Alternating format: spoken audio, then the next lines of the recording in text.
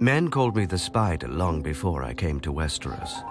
As a young thief in Pentos, I seemed to have 8 hands, each dipped into a stranger's pocket. But the other thieves didn't appreciate my skill, and they had size and strength that I couldn't match. When they discovered why, I was beaten and told that a eunuch boy doesn't belong in the streets, but in the brothels, as any slaver would know. I managed to escape them, and took to sleeping in the sewers by day and prowling the rooftops by night. Barely one step ahead of starvation, much less slavery. Then I met Illyrio Mopatis. He was a bravo who lived by his sword, but his mind was sharper than his blade. I proposed an arrangement. I would spy on lesser thieves and steal their takings. Illyrio would offer help to the thieves' victims, promising to recover their valuables for a fee.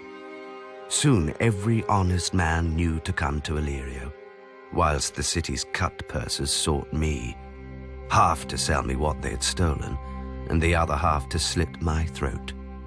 Sadly for them, Illyrio needed my throat more than he needed theirs. Most thieves, like most men, are fools who think no further than turning a night's plunder into wine.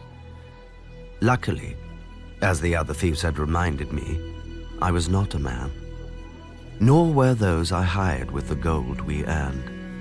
I chose the smallest orphan boys and girls, the ones who were as quick and quiet as me, and taught them to climb walls and slip down chimneys. My little birds left the shiny trinkets for common thieves, and instead stole letters, ledgers, and charts. Secrets are worth far more than silver or sapphires. Later, I taught my little birds to read the letters themselves and leave them where they lay, so no one would know of our intrusion.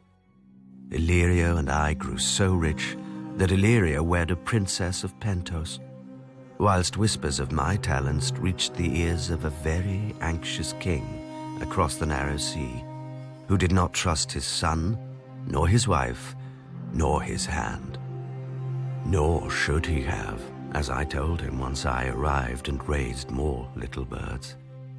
They thought it the most amazing game to discover all the secret tunnels through the Red Keep and listen to all the whispered secrets from within the castle walls. I often wonder what became of my little birds once I left King's Landing. Most likely they returned to Flea Bottom, or worse, grew up.